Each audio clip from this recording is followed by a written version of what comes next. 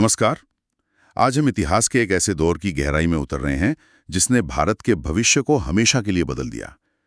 हम बात कर रहे हैं औरंगजेब की मौत के बाद अ, जो इतना शक्तिशाली मुगल साम्राज्य था, वो इतनी तेजी से कैसे बिखर गया।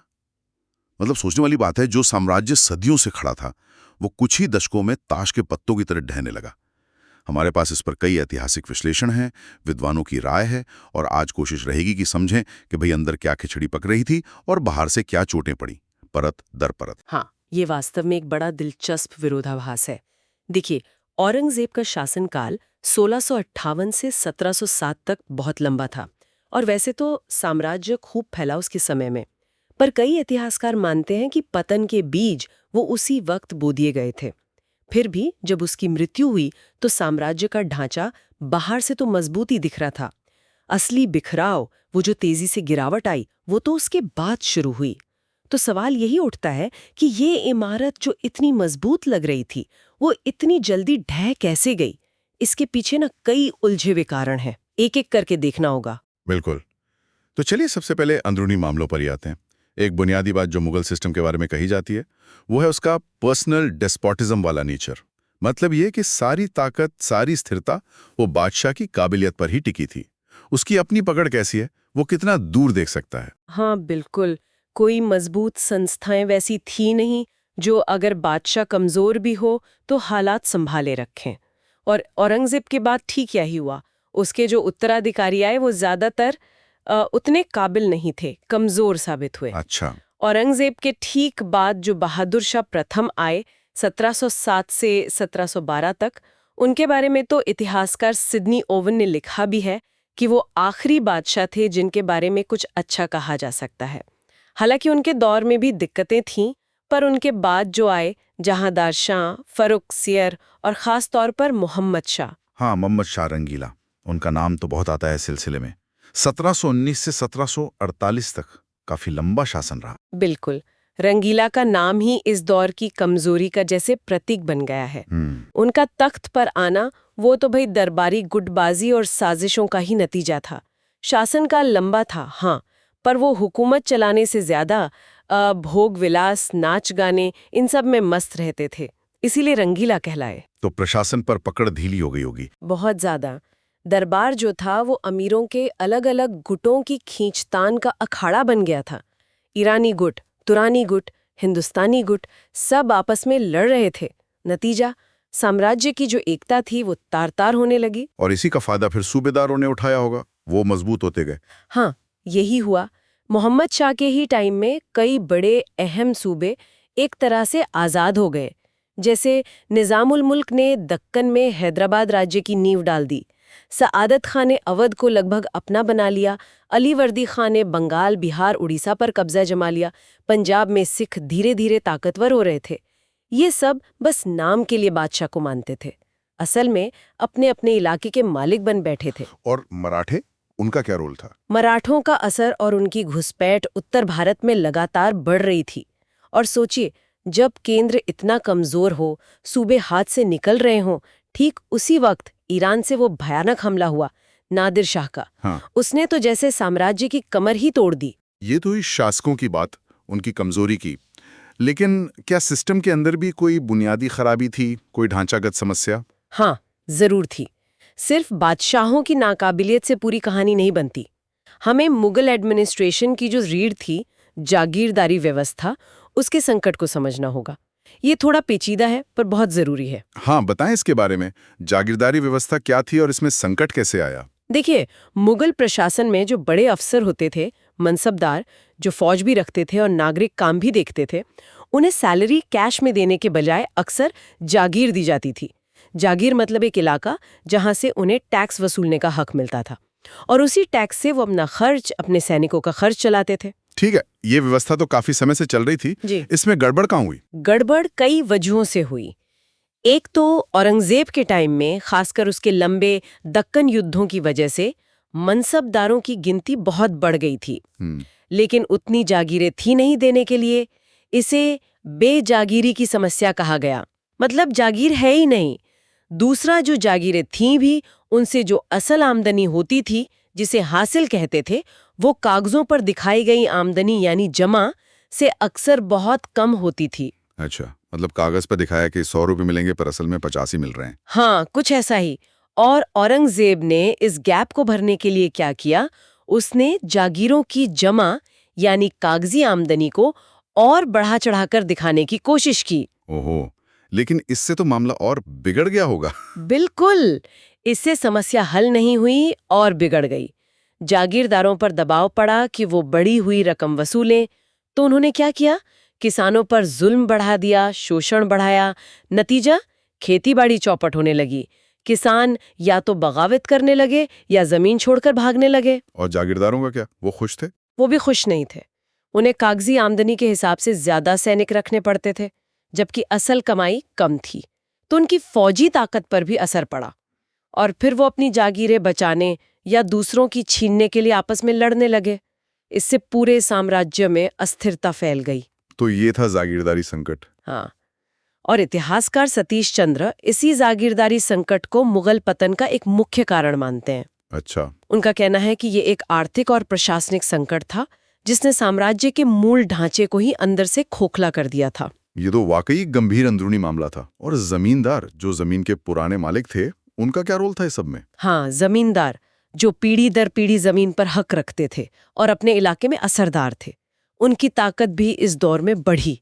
जैसे ही उन्होंने देखा कि दिल्ली की पकड़ ढीली हो रही है, उन्होंने टैक्स देने में आनाकानी शुरू कर दी। कई जगह तो अपनी छोटी मोटी रियासत बनाने की कोशिश करने लगे। कुछ बड़े जमींदारों ने तो जो सूबेदार या अमीर अपना अलग राज बनाना चाहते थे, उनकी मदद भी की। अच्छा। हाँ, तो इससे भी साम्राज्य का कंट्रोल और कमजोर हुआ, क्षेत्रीय ताकतों को और बल मिला। ये भी अंदरूनी बिखराव का एक और पहलू था। तो एक तरफ कमजोर बादशाह, दरबार में गुटबाजी, ये चरमराती जागीरदारी व्यवस्था, ऊपर से ये ताकतवर होते जमींदार। साम्राज्य अंदर से वाकई खोखला हो रहा था। लेकिन फिर बाहर से जो चोटें पड़ी, उन्होंने तो जैसे ताबूत में आखिरी कील ठोक दी। खासतौर पर नादिर शाह का हमला, वो तो सब कुछ तहस-नहस कर गया। नादिर शाह का हमला 1730-39 वो मुगल इतिहास का एक भयानक मोड़ था, इसमें कोई शक नहीं। वो ईरान का शासक था और उसने देखा कि मुगलों ने अपनी उत्तर पश्चिमी सीमा को बिल्कुल लावारिस छोड़ रखा है। औरंगजेब के बाद वाले बादशाहों ने उस तरफ ध्यान ही नहीं दिया, जो कि कितनी जरूरी सीमा थी। नादिर शाह ने पहले काबुल पर आसानी से कब्जा किया, फिर पंजाब में घुसा, लाहौर जीत लिया। और फिर करनाल की लड़ाई हुई फरवरी 1739 में। हाँ, करनाल में मुगल सेना और नादिर शाह की सेना आमने सामने हुई और बस कुछ ही घंटों में मुगल सेना की बुरी तरह हार हुई। शर्म की बात ये थी कि मुगल बादशाह मोहम्मद शाह रंगीला वो बंदी बना लिए गए। बादशाही बंदी बन गए। हाँ, इसके बाद नादिर शाह दिल्ली आया। शुरू में तो लगा कि शांति रहेगी, लेकिन फिर एक अफवाह उड़ गई कि नादिर शाह मारा गया है और दिल्ली के कुछ लोगों ने उसके सैनिकों पर हमला कर दिया। और फिर दिल्ली में वो भयानक कत्लेआम हुआ। जी, नादिर शाह ने बदले में कत्लेआम का हुक्म दिया। कई घंटों तक दिल्ली की गलियों में खून बहा, हजारों लोग मारे गए और इसके बाद दिल्ली को बेरहमी से लूटा गया। कितना लूटा होगा अंदाजन? अंदाजा लगाया जाता है कि वो यहाँ से करीब 70 करोड़ रुपए की दौलत ले गया। 70 करोड़ उस जमाने में ये एक अविश्वसनीय रकम थी। इसमें वो मशहूर तख्ते ताऊस यानी मयूर सिंहासन भी था, कोहिनूर हीरा भी था। ये पैसा सरकारी खजाने से, बड़े बड़े अमीरों से और आम लोगों से वसूला गया था। मुगल खजाना तो बिल्कुल ही खाली हो गया। और सिर्फ लूट ही नहीं, उसने रणनीतिक तौर पर भी तो बहुत नुकसान पहुंचाया ना। बिल्कुल, उसने सिंधु नदी के पश्चिम का जो पूरा इलाका था, काबुल, गजनी, ये सब वो फारसी साम्राज्य में मिला लिया। इससे क्या हुआ, भारत की जो उत्तर पश्चिमी सीमा थी वो बाहरी हमलों के लिए फिर से पूरी तरह खुल गई, जिसका असर आगे भी दिखा। इतिहासकार जॉन विल्सन ने लिखा है कि नादिर शाह दिल्ली में 57 दिन रहा और उन 57 दिनों ने जैसे भूकंप के बाद के झटके पैदा किए हैं। उसने सिर्फ दिल्ली को नहीं तोड़ा, उसने मुगल सत्ता के इकबाल को, उसकी इज्जत को ऐसी चोट पहुंचाई जिससे वो फिर कभी उभर ही नहीं पाया। कई लोग इसे सीधे सीधे मौत का झटका यानी डेथ ब्लो कहते हैं। ये वो दरार थी जिसमें फिर दूसरी ताकतें और बाद में ईस्ट इंडिया कंपनी अपनी जड़ें जमाने लगी। यानी नादिर शाह ने जो तबाही मचाई, उससे उभरना मुगलों के लिए नामुमकिन सा हो गया। लेकिन ये बाहरी हमलों का अंत नहीं था, है ना? इसके बाद भी हमले हुए। नहीं, ये तो बस शुरुआत थी, समझें। नादिर शाह की तो 1747 में हत्या हो गई। उसके बाद उसका एक अफगान सेनापति था, अहमद शाह अब्दाली, जिसे अहमद शाह दुर्रानी भी कहते हैं। उसने अफगानिस्तान में अपनी हुकूमत बना ली और उसने भी भारत पर कई हमले किए, 1748 से लेकर 1767 के बीच, बार बार। अब्दाली के हमलों का क्या असर रहा? वो भी नादिर शाह जितने ही विनाशकारी थे। हाँ, वो भी बहुत विनाशकारी थे। मुगलों की हालत इतनी खराब हो चुकी थी कि उन्होंने अब्दाली को पंजाब का सूबा ही दे दिया 1751-52 में। सोचा कि शायद अब वो दिल्ली पर हमला नहीं करेगा, लेकिन अब्दाली कहाँ मानने वाला था। 1757 में वो दिल्ली में घुस आया, लूटपाट की। उसने आलमगीर द्वितीय को नाम का बादशाह बनाए रखा, पर दिल्ली का सारा कामकाज अपने एक भरोसे के आदमी रोहेला सरदार नजीबुद्दौला के हाथ में दे दिया। नजीबुद्दौला, ये नाम सुना है। हाँ, वो उस वक्त दिल्ली के पास एक ताकतवर अफगान नेता था। और यहीं से फिर मराठों के साथ उसका टकराव शुरू हुआ, अब्दाली का। बिल्कुल। मराठे उस वक्त उत्तर भारत में अपनी ताकत के चरम पर थे। 1758 में मराठा सरदार रघुनाथ राव ने दिल्ली पर हमला किया, नजीबुद्दौला को भगा दिया और पंजाब पर भी कब्जा कर लिया। अब ये तो अब्दाली के लिए सीधी चुनौती थी। हाँ, जाहिर है। तो अपना इलाका वापस लेने और मराठों को सबक सिखाने के लिए अब्दाली एक बहुत बड़ी फौज लेकर फिर लौटा। और इसी सब के चलते हुई पानीपत की तीसरी लड़ाई 1761 में। बिल्कुल सही। जनवरी 1761, पानीपत का मैदान। अहमद शाह अब्दाली बनाम मराठा। पानीपत हमेशा से लड़ाइयों के लिए अहम मैदान रहा है। दिल्ली के पास है, ग्रैंड ट्रंक रोड पर है और खुला मैदान है, घुड़सवार फौज के लिए अच्छा है। इस लड़ाई में मराठों की भयानक हार हुई, बहुत बुरी तरह हारे वो। उनके कई बड़े बड़े सरदार मारे गए, उनकी फौजी ताकत को जबरदस्त चोट पहुंची और इस हार ने उत्तर भारत में मराठा साम्राज्य बनाने का उनका जो सपना था उसे लगभग खत्म ही कर दिया। अब्दाली के इन लगातार हमलों ने मुगल साम्राज्य की जो थोड़ी बहुत इज्जत या ताकत बची थी उसे भी मिट्टी में मिला दिया। तो ये जो अब अंदरूनी खोखलापन था, कमजोर बादशाह, जागीरदारी संकट और फिर ये बाहरी हमले, नादिर शाह की लूट, अब्दाली के आक्रमण, इन सब का कुल मिलाकर नतीजा क्या निकला? मतलब ये तो साफ है कि साम्राज्य बिखर रहा था, पर इस बिखराव ने किस तरह का पॉलिटिकल सीन बनाया? नतीजा ये हुआ कि एक तरह का खालीपन आ गया सत्ता में, पावर वैक्यूम जिसे कहते हैं। दिल्ली में जो मुगल बादशाह बैठा था वो अब सिर्फ नाम का बादशाह था। उसकी असल हुकूमत तो शायद उसके महल की दीवारों तक ही रह गई थी। और इस खाली जगह को भरने के लिए कई क्षेत्रीय ताकतें तेजी से उभरी। इन्हें हम मोटे तौर पर 3 तरह की कैटेगरी में बांट सकते हैं। अच्छा, वो 3 कैटेगरी कौन सी थी? पर नाम के लिए वो मुगल बादशाह को अपना सरताज मानते थे, जैसे अवध, बंगाल, हैदराबाद। इनके नवाब अपने सूबे में पूरी तरह आजाद थे, अपने अफसर रखते थे, अपना टैक्स वसूलते थे, अपनी फॉरेन पॉलिसी चलाते थे। बस शायद दिखावे के लिए बादशाह के नाम का खुतबा पढ़वा दिया या सिक्कों पर उसका नाम रहने दिया। ठीक है। और दूसरी कैटेगरी थी स्वतंत्र राज्यों की, इंडिपेंडेंट किंगडम्स, जैसे मैसूर, हैदर अली और टीपू सुल्तान के नीचे और कई राजपूत राज्य। इन्होंने मुगल कमजोरी का फायदा उठाकर अपनी पूरी आजादी का ऐलान कर दिया था। और तीसरी कैटेगरी थी नए राज्यों की, न्यू स्टेट्स। ये वो राज्य थे जो मुगलों के खिलाफ बगावत करके या लड़कर बने थे, जैसे मराठा कॉन्फेडरेसी, पंजाब में सिखों का राज्य महाराजा रणजीत सिंह के वक्त और भरतपुर के जाट राज्य। तो मतलब पूरा नक्शा ही बदल गया था। अलग अलग इतिहासकार इस पतन के लिए किसे ज्यादा जिम्मेदार मानते हैं? क्या कोई एक मुख्य कारण माना जाता है या अलग अलग राय हैं? देखिए, इस पर पूरी सहमति तो नहीं है इतिहासकारों में और शायद हो भी नहीं सकती। ये बहुत कॉम्प्लेक्स प्रोसेस था। जैसा हमने बात की, सतीश चंद्र या इरफान हबीब जैसे इतिहासकार आर्थिक और प्रशासनिक कारणों को, खासकर जागीरदारी संकट को बहुत अहम मानते हैं। वो कहते हैं कि ये सिस्टम की प्रॉब्लम थी जिसने साम्राज्य को अंदर से कमजोर किया। वहीं यदुनाथ सरकार जैसे इतिहासकार मानते हैं कि प्रॉब्लम ज्यादा गहरी थी। वो इसे भारतीय समाज के मूल में सड़ांध कहते हैं, जिसमें नैतिक गिरावट, फौजी कमजोरी, पॉलिटिकल लाचारी, भ्रष्टाचार सब शामिल था। विलियम एर्विन का मानना था कि मुख्य कारण सैन्य अक्षमता थी।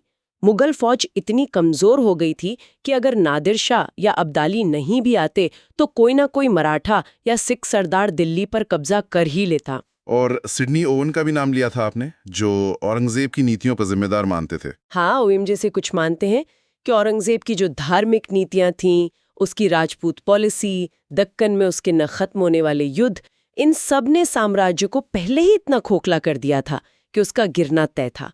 तो आप देख सकते हैं कोई एक कारण नहीं है, कई कारण मिलकर काम कर रहे थे। अंदरूनी कमजोरियों ने जमीन तैयार की और बाहरी हमलों ने उस पर आखिरी निर्णायक चोट की। और जैसा जॉन विल्सन ने इशारा किया था, इस पूरी उथल-पुथल और पावर वैक्यूम का आखिरी फायदा उठाया ईस्ट इंडिया कंपनी ने, जिसने धीरे धीरे इन क्षेत्रीय ताकतों को हराकर पूरे भारत पर कब्जा कर लिया। तो संक्षेप में अगर हम देखें, औरंगजेब के बाद मुगल साम्राज्य का तेजी से पतन कई चीजों का मिला-जुला नतीजा था। एक तरफ मोहम्मद शाह रंगीला जैसे नाकारा और ऐशपरस्त बादशाह थे, दूसरी तरफ जागीरदारी संकट जैसे गहरे आर्थिक और प्रशासनिक मसले थे जो साम्राज्य की नींव हिला रहे थे। और फिर रही सही कसर नादिर शाह और अहमद शाह अब्दाली के विनाशकारी हमलों ने पूरी कर दी, जिन्होंने न सिर्फ भयानक लूटपाट और तबाही मचाई बल्कि मुगल सत्ता की इज्जत और ताकत को हमेशा के लिए खत्म कर दिया। इन्हीं अंदरूनी और बाहरी ताकतों ने मिलकर एक समय के इतने बड़े साम्राज्य के पतन को मुमकिन बनाया और उसकी रफ्तार तेज कर दी। बिल्कुल सही कहा आपने। ये अंदरूनी कमजोरी और बाहरी चोटों की एक दुखद कहानी है जिसने हमारे उपमहाद्वीप के इतिहास की दिशा ही बदल दी। ये विश्लेषण वाकई आंखें खोलने वाला रहा। हाँ, और जाते जाते श्रोताओं के लिए एक सवाल छोड़ना चाहूंगी जो हमारे स्रोतों से ही निकला है, पर जिस पर हमने सीधे सीधे ज्यादा बात नहीं की।